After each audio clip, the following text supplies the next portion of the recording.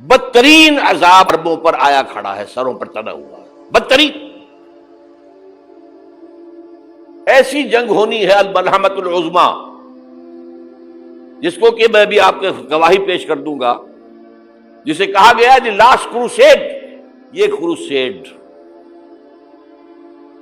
اس کے اوپر جس قدر نقصان ہونا ہے عربوں کا، گریٹر اسرائیل بنے گا، یہ عراق، شام، اردن، سعودی عرب کا کچھ شمالی علاقہ، ترکی کا جنوبی علاقہ، مصر کا صحرائے سینا، اور اس کے ساتھ ہی جو بہترین اس کا زرخیز ترین علاقہ ڈیلٹا آف نائل، یہ سب یہودیوں کے قبضے میں جائیں گے۔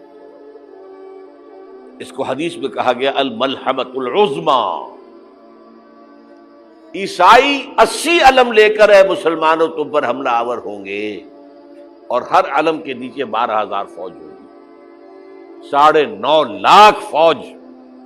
یہ نیٹو کی تیاری کس کے لیے ہو رہی ہے؟ جب USSR کا خاتمہ ہوا تو پوچھا گیا تھا نیٹو چیف سے، اب کس لیے؟ تمہارا وہ دشمن تو ختم ہو گیا، اب ہمیں اسلامک فنڈامنٹلزم سے نمٹنا ہے۔ وہ جانتے ہیں خطرہ یہی ہے، اب اسلام ابھر سکتا ہے، مسلمانوں کے سینوں کے اندر وہ آگ ہے، اوپر خاکستر آ گیا ہے، تم پہ اٹھانا بیٹھنا، یہ اندر تو انگارہ ہے، اوپر سے راکھ ہے، اس سے دھوکہ نہ کھا جانا۔ اور حضور نے فرمایا ہے وہ جنگ جب ہوگی تو ایک باپ کے اگر 100 بیٹے ہوں گے تو 99 ختم ہو جائیں گے، ایک بچے گا۔ یہ حدیث ہے، حدیث ہے صحیح۔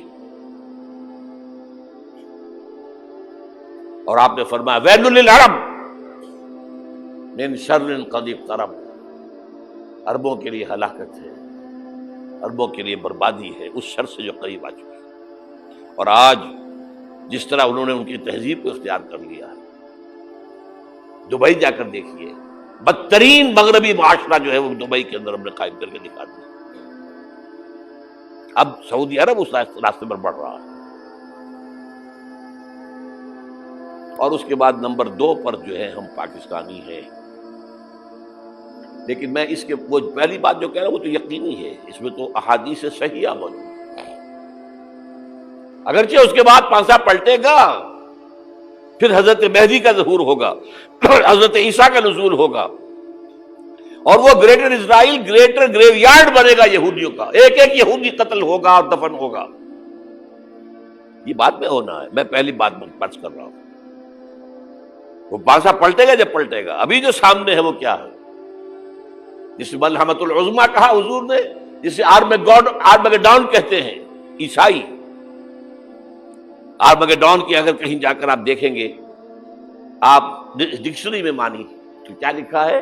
A very big war which will be fought between the forces of evil and good before the end of this world۔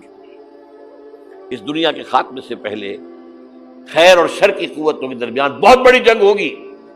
ارمجدون اسے کہتے ہیں عربی میں، اور آرمگیڈون اسے کہتے ہیں انگریزی کے اندر، اور یہ بائبل کی آخری کتاب کے اندر ہے، جو اس میں کہ مکاشفات یوحنا، ریولیشنز آف سینٹ جان۔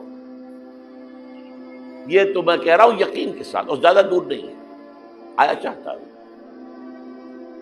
اس لیے کہ یہودیوں کا اور عیسائی جو کنزرویٹوز ہیں، نیو کنزرویٹوز، ان کا 5 نکاتی ایجنڈا ہے متفق علیہ، جس کے تحت کہ یہ جنگ صلیبی شروع کی گئی ہے۔ وہ سن لیجئے آپ۔ آرمگیڈون نمبر 1، گریٹر اسرائیل قائم ہو جانا اس کے نتیجے میں نمبر 2، مسجد اقصی اور قبۃ الصغریٰ کو گرانا نمبر 3، وہاں 3rd ٹیمپل، وہ مسجد جو حضرت سلیمان نے بنائی تھی 1000 قبل مسیح میں، پھر برباد کی تھی نبوکدنضر نے، دوبارہ بنائی گئی، پھر دوبارہ ختم ہوئی 70 عیسوی تک گری پڑی ہے۔ ان کا خانہ کعبہ گرا ہوا ہے 70 عیسوی سے لے کر آج تک۔ ایک دیوار ہے ویلنگ وال، جہاں جاتے ہیں، روتے ہیں، پیٹتے ہیں، ماتم کرتے ہیں، وہاں وہ بنے گا 3rd ٹیمپل۔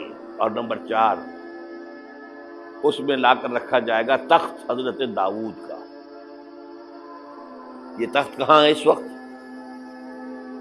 یہ لندن شریف کے اندر جو ان کی پارلیمنٹ کا جو چرچ ہے ویسٹ منسٹر ایبے، اس میں رکھا ہوا ہے۔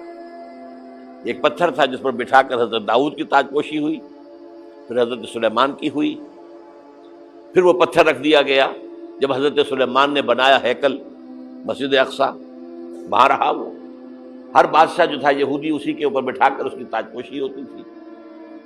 سن 70 میں ٹائٹس نے گرایا اسے ہیکل کو، وہ پتھر لے گیا، وہاں سے روم گیا، روم سے آئرلینڈ گیا، آئرلینڈ سے اسکاٹ لینڈ آیا، اسکاٹ لینڈ سے انگلینڈ آیا، اور اب وہ رکھا ہوا ہے 14ویں صدی عیسوی سے آج تک۔ وہ ویسٹ منسٹر ایبے میں رکھا ہوا، ایک کرسی کی سیٹ میں اسے بنا دیا گیا ہے تخت کی شکل میں۔ اب انگریزوں میں کوئی ملکہ ہو، کوئی بادشاہ ہو جس کی بھی تاج پوشی ہونی اس میں ہوتی، یہ لا کر رکھا جائے گا تھرڈ ٹیمپل میں، اور اس پر یہودیوں کے خیال کے مطابق ان کا مسیحا آئے گا جو مسیح دجال ہوگا۔ عیسائیوں کے خیال کے مطابق حضرت عیسیٰ آئیں گے، وہ ہمارا بھی خیال ہے حضرت عیسیٰ آئیں گے علیہ السلام۔